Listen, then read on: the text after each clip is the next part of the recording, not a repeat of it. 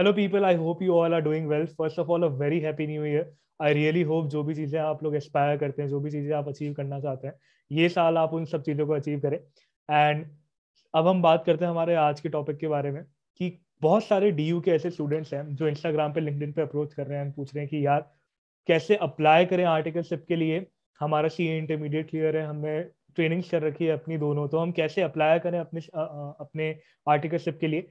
Big force में कैसे जाएं, बिग सिक्स में कैसे जाएं, टॉप 20 फर्म्स में कैसे जा सकते हैं। इंटरव्यूज के लिए how should we go about it, and हमें क्या क्या चीजें करनी होती है। एनओसी का क्या चक्कर है, 112, 102, 103 किन फॉर्म्स का नाम है, इसमें हमें करना क्या होता है। कोई दिक्कत वाली बात नहीं है, बहुत सारी कंफ्यूजन है, बहुत ही ज्यादा एंजाइटी है, but all cool, totally understandable है। आप लोग अकेले नहीं हो। इवन एक साल पहले I was on the same place, been there and experience that. I can assure you कि ये वाली वीडियो आपके मैक्सिमम डाउट्स को क्लियर कर देगी। एंड फिर भी अगर कोई भी डाउट रहता है तो आप लिंक्डइन पे, इंस्टाग्राम पे, कहीं पे भी मुझे अप्रोच कर सकते हैं। इवन आप कमेंट सेक्शन में भी मुझे अपना डाउट बता सकते हैं, and I will try my best to resolve it. So without any further adieu, let's get started with our questions. तो I made a list questions की, एंड एक पेन है मेरे हाथ में जिसपे हम लोग एक एक क्वेश्चन को आंसर करते चलेंगे एंड उस पर टिक लगाते चलेंगे। तो सबसे पहला क्वेश्चन है कि यार जो अप्लाई करने से पहले हमें क्या क्या कर लेना चाहिए, या क्या क्या चीजें हमारे पास हैंडी होनी चाहिए। सबसे फर्स्ट एंड फॉरमोस्ट होता है आपका एक अच्छा सा बना हुआ, प्रॉपरली आर्टिकुलेटेड रिज्यूमे। आप अपना रिज्यूमे बनाओ, आराम से 4-5 घंटे इन्वेस्ट करो, कॉपी पेस्ट मत करो रिज्यूमे को। आपको एचआर हो, चाहे कोई भी हो, चाहे आप मुझे भी दिखाओगे तो मैं आपका रिज्यूमे देख के बता दूंगा कि ये आपने खुद बैठ के बनाया है या आपने कॉपी पेस्ट किया है किसी और का रिज्यूमे, कि यार इसने ये स्किल लिख रखी है मैं भी लिख देता हूँ, इसने समरी डाल रखी है मैं भी डाल देता हूँ। This is not the way to go about a resume. आपको बैठ के 4-5 घंटे इन्वेस्ट करो, अच्छा सा फॉर्मेट ऑप्ट करो, अच्छा सा एक सिनॉप्सिस बनाओ अपने रिज्यूमे में, आपको क्या क्या लिखना है, फिर उसको एक प्रॉपर तरीके से आर्टिकुलेट करके पुट अप करो अपने रिज्यूमे में। सबसे पहली चीज आपको रिज्यूमे चाहिए होगी। वो रिज्यूमे आप मुझसे रिव्यू करवा सकते हो, और अगर आपको और आप चाहो तो आप सुशील सर से भी करवा सकते हो। सुशील कुमार सर है, मैं उनकी लिंक्डइन आईडी कमेंट में डाल दूंगा, एंड आई होप आप सब लोग उनको जानते ही होंगे पहले से ही। And he is probably the best mentor we all could ever have. Furthermore क्या हमको होना चाहिए, एक और चीज होनी चाहिए हमारे साथ में, वो है कवर लेटर। एक चीज हमेशा आप लोग ध्यान रखना कि जब भी आप अप्लाई करने जाते हो तो ऐसा नहीं होगा कि आपने सिर्फ एक मेल लिखा, रेज्यूमे चिपका दिया, 2 लाइनें लिख दी, दैट्स इट, खत्म। मजा नहीं आता उसमें, वो प्रोफेशनल नहीं लगता। प्रोफेशनल वर्ल्ड में आप स्टेप इन करने जा रहे हो तो पहले से ही प्रोफेशनल कुछ चीजें आप सीख लो। एक कवर लेटर होता है पूरे मेल बॉडी आप बोल लो उसको, उस मेल बॉडी को हम लोग कवर लेटर कहते हैं, जिसमें एक बहुत ही अच्छी तरीके से प्रॉपरली आर्टिकुलेटेड सिनॉप्सिस होता है कि आप किस पर्पस के लिए रीच आउट कर रहे हो, आप कौन हो, और आपने क्या क्या कर रखा है over a period of time. ठीक है। तो मैंने कवर लेटर का एक पूरा की पूरा टेम्पलेट आप लोगों के साथ सर्कुलेट करा हुआ है। आई होप आप लोगों के पास वो होगा, नहीं हो तो मैं गूगल ड्राइव का लिंक नीचे दे रहा हूँ, वहां पे प्रोबेबली सारी चीजें, सारी पीपीटीज, सब कुछ अवेलेबल है। आपको कहीं पे भी कुछ भी करने की जरूरत नहीं है, आप उधर उस लिंक पे क्लिक करेंगे, डाउनलोड करो, थोड़ा सा एडिट करो, थोड़ा सा उस पूरे की पूरे चीज को पर्सनलाइज करो। अगेन कॉपी नहीं करनी है हमें कोई भी चीज, वो एक ड्राफ्ट है, उसको पर्सनलाइज करना। पर्सनलाइज करना मतलब अपने हिसाब से आपको जो चीजें अच्छी लगती है वो आप डालो, ऐड करो, चेंज करो, और कुछ आपको ऐसा लगता है कि नहीं यार दिस डजंट कंसर्न मी, तो उसको हटा दो। ठीक है। ये हो गया हमारा रिज्यूमे और कवर लेटर। और क्या क्या, इंटर के बोथ ग्रुप अगर क्लियर है, if you are aspiring for big 4 और टॉप 20 फॉर्म, अगर इंटर के दोनों ग्रुप क्लियर है, वेल एंड गुड, बहुत बढ़िया बातें होने चाहिए अगर आप बिग 4 और टॉप 20 को एम कर रहे हो तो। सेकेंडली, क्या आपकी आईटी ओसी ट्रेनिंग कंप्लीटेड है? अगर तो कंप्लीटेड है, अब तक कर लेनी चाहिए थी आप लोगों को। अगर अभी तक कंप्लीटेड है, वेल एंड गुड, अब बिल्कुल रेडी हो।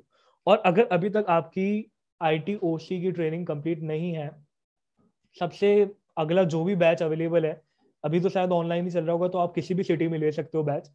अपने आप को एनरोल करो, सबसे पहले उस चीज को सबसे पहले कंप्लीट करो, क्योंकि वो मैंडेट है आईसीआई का कि वो ट्रेनिंग्स आपको करी हुई होनी चाहिए। Then only you will be able to proceed with your articleship. तो please keep this thing in mind. छोटी छोटी चीजों की वजह से हमारा चांस बिल्कुल भी कम नहीं होना चाहिए। This is our first and prime objective. ठीक है।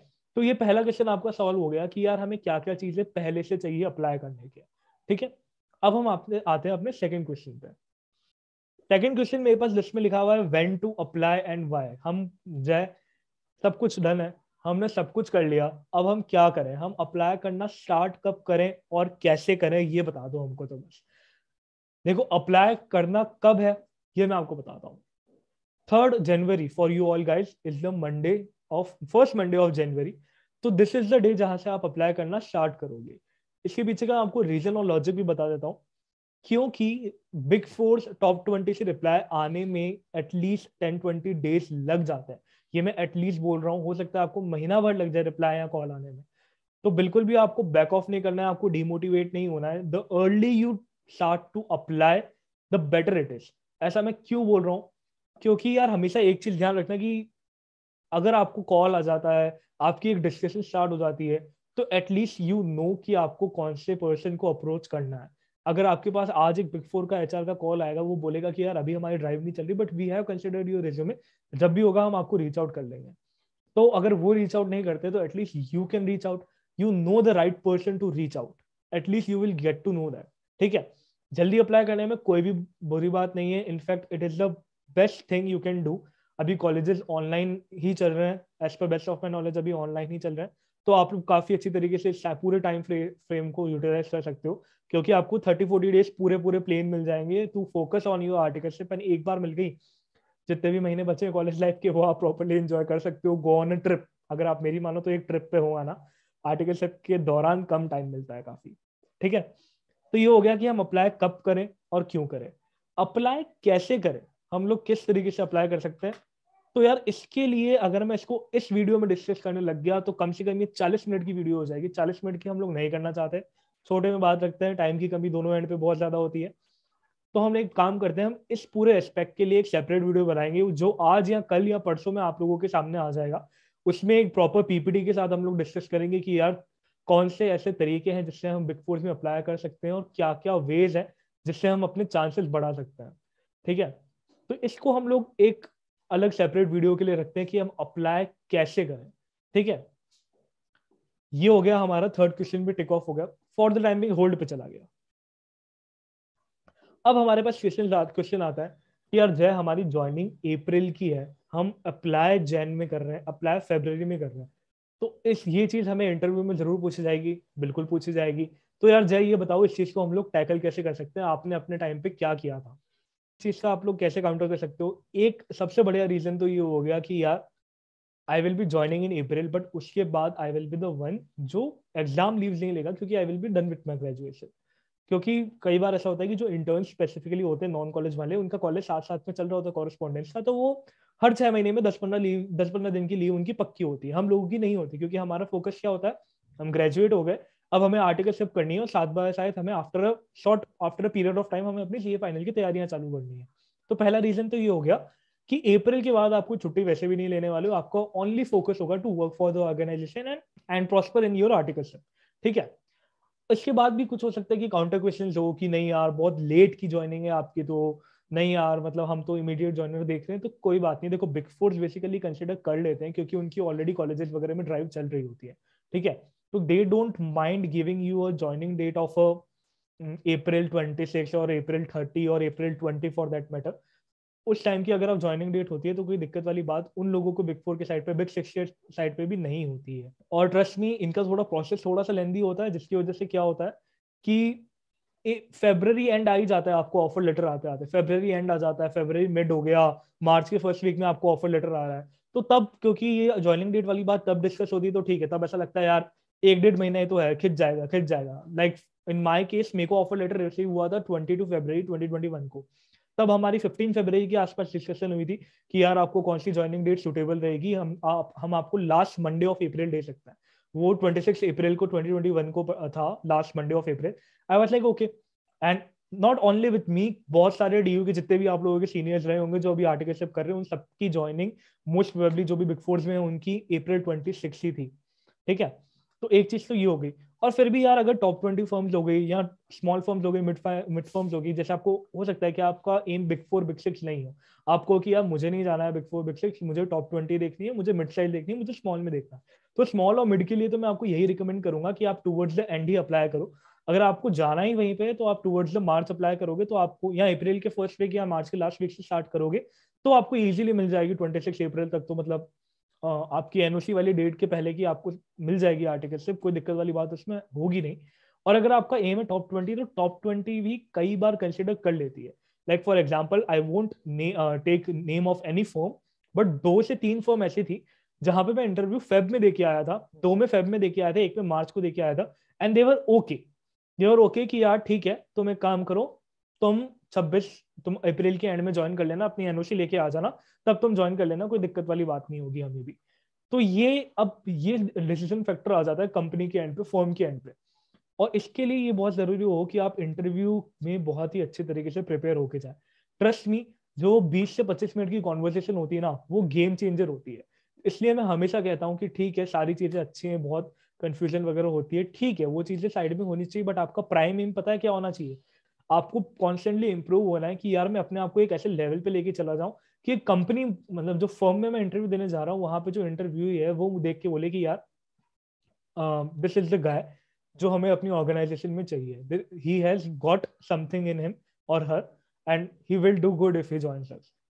It's all about proving your worth in the interview.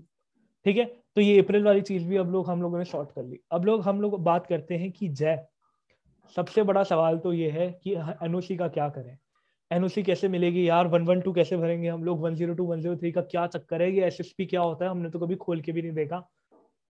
Guys, for the time being NOC की टेंशन, एनओसी की एंजाइटी आप लोग अपने मन से थोड़ा हटा दो। अभी आपका गोल होना चाहिए कि आप अपनी ड्रीम फर्म में आर्टिकलशिप सिक्योर करो। ठीक है, एक बार आपके पास ऑफर लेटर आ गया, एक बार आपके पास मेल कम्युनिकेशन, मेल कंफर्मेशन आ गई फर्म की तरफ से कि yes you will be joining us, उसके बाद आप लोग इस डिस्कशन को सामने लाओ कि यार हम लोग एनओसी का क्या करेंगे। एनओसी बहुत बात की बात है, अभी उस चीज के बारे में चिंता मत करो। इट इज नॉट लाइक कि मैं बताऊंगा नहीं क्या करना है, जरूर बताऊंगा, but at this moment of time फालतू एंजाइटी, फालतू कंफ्यूजन देने का कहीं से भी सेंस नहीं बन रहा है। अभी जो प्रायोरिटी है हम लोग उस पर फोकस करते हैं, स्टेप बाय स्टेप चलते हैं। जितना आप माइंड को वेकेंट रखोगे उतना ज्यादा अच्छा है, जितना आप एक चीज पे फोकस करोगे उतना ज्यादा अच्छा है, उस चीज को अचीव करने में आप हेल्पफुल रहोगे। ठीक है, ये एनओसी वाला भी हम लोग अभी ऑन होल्ड डाल देते हैं, श्योरली डिस्कस करेंगे क्या होता है 112 103, क्या डेट्स बढ़नी है, कैसे क्या करना है, पूरी सारी चीजें हम लोग डिस्कस करेंगे, no need to worry about it. अब हम लोग आते हैं कि यार हमारे पास ना अभी टाइम बहुत है, हमारे पास 2-4 महीने पड़े हैं ज्वाइन करने से पहले, यार जो हम करें क्या? यार मैं तो कोर्स ज्वाइन कर लेता हूँ कोई बढ़िया सा, या मैं तो एक्सेल की क्लासेस लगा लेता हूँ, या मैं पर्सनैलिटी डेवलपमेंट में चला जाता हूँ। ट्रस्ट मी, मैं हमेशा से बोलता हूँ, आज भी यही बोलूंगा, I don't believe in the course culture. ये जितने भी एक्सेल के प्रोग्राम बेचते हैं, जितने भी पर्सनैलिटी डेवलपमेंट के कोर्सेज बेचते हैं, जितने भी आजकल ये इंस्टाग्राम इन्फ्लुएंसर्स हैं जो रिंग लाइट लगा के आप लोगों को कोर्सेज बेचते हैं कि आप अपना फाइनेंशियल नॉलेज कैसे बढ़ा सकते हो, आप अपना बिजनेस कैसे बढ़ा सकते हो, हाउ टू बी इन्फ्लुएंसर, वो सब चीज़ों पे मुझे ना कभी विश्वास ना है, ना मैं रिकमेंड करता हूँ। उसके पीछे बहुत ही सही रीजन ये है कि आज के टाइम पे नॉलेज इज लिटरली फ्री। आप लोग सीख सीख के एक दूसरे से चीज़ों को देख के खुद ट्राई करके जितना सीखोगे ना, एक कोर्स आपको कभी भी वो चीज़ नहीं सिखा पाएगा। तो कोर्सेज वगैरह मैं कभी भी रिकमेंड नहीं करता। कम्युनिकेशन स्किल बहुत ज्यादा इंपॉर्टेंट मैं मानता हूँ आज के टाइम पे, जितना आपका टेक्निकल स्ट्रांग होना चाहिए उससे भी ज्यादा मैं मानता हूँ कि कम्युनिकेशन होना चाहिए। मैं ऐसा क्यों बोल रहा हूँ? क्योंकि जब आप एक कॉर्पोरेट वर्ल्ड में स्टेप इन करते हो ना, आपको कम्युनिकेट करना बहुत इंपॉर्टेंट होता है। आप अपने सीनियर से कम्युनिकेट करते हो जब आपको सीखना होता है, जब आपको रिव्यूज कराने होते हो तब भी आप अपने सीनियर से कम्युनिकेट करते हो, जब आपको डेटा चाहिए होता है ना क्लाइंट से, जब क्लाइंट डेटा नहीं दे रहा होता है तो डेटा निकलवाने के लिए स्किल काम नहीं आती, डेटा निकलवाने के लिए कम्युनिकेशन काम आता है, which is a soft skill. ठीक है, एक्सेल से आप डेटा तो नहीं निकलवा लोगे उनसे, आप बात करके डेटा निकलवाओगे, तो आप कितने स्मार्ट हो डेटा निकलवाने में, वो बहुत ज्यादा इंपॉर्टेंस होल्ड करता है कि यार डेटा हमको बात करनी है। अगर हमको क्लाइंट से, जैसे क्लाइंट का पूरा प्रोसेस होता है हर एक एरिया का, ठीक है, पूरा बिजनेस होता है, उसको समझने के लिए कम्युनिकेशन आना बहुत जरूरी है। ठीक है, अगर आप समझ के एनालाइज करके उस पर क्वेश्चन अगर आपको आ रहा है तो आप अगर वो क्वेश्चन नहीं पूछ पा रहे हो, या अगर आपकी कोई क्वेरी है तो आप हेजिटेट कर रहे हो, ये नहीं चलेगा। तो कम्युनिकेशन हमेशा होना चाहिए, कॉन्फिडेंस हमेशा पर्सनैलिटी में होना चाहिए कि यार ठीक है मुझे नहीं आती चीजें, 4 चीजें कोई बात नहीं ना, I am here to learn. ठीक है, मैं पूछूंगा, मैं अपनी कम्युनिकेशन स्किल्स को यूज करते हुए वो चीज के अराउंड में आगे बढ़ूंगा। अब आते हैं कि प्रोसेस हो गया हमारा, स्किल्स हो गया, काफी सारी चीजें हम लोग ऑलरेडी कवर कर चुके हैं। तो I guess we are done here with all the queries. अगर आपका कोई और फर्दर क्वेरीज हो तो आप कमेंट सेक्शन में बता सकते हो। कोई भी और अगर आपकी कोई भी किसी भी तरीके का डाउट हो, आप इंस्टाग्राम, लिंक्डइन, कमेंट्स कहीं पे भी मुझे रीच आउट कर सकते हो। अगर बहुत ज्यादा क्वेरीज आती है एक ही नेचर की हुई तो I will make a second part of this video, particular यही कि हम लोग क्या क्या कर सकते हैं। जो नॉर्मल सीए वाले हैं, जो डीयू के साथ नहीं है, जो रेगुलर कॉलेज वाले नहीं है, उनके लिए भी वीडियोस आती रहेंगी। और लिंक्डइन पे आप लोग फॉलो कर सकते हो, वहां पे मैं बहुत सारे पोस्ट के थ्रू काफी सारे डाउट्स क्लियर कर देता हूँ। So I hope this video was helpful and thank you so much for being here. If you have listened till now, please don't forget to subscribe the channel. काफी सारा content lined up है आप लोगों के लिए, काफी सारे insightful podcast भी लाइंड अप है। तो आई hope you really enjoy it and I wish you again a really very happy new year and best of luck for your Arctic Sim interviews. I am always there to help you guys. Thank you so much.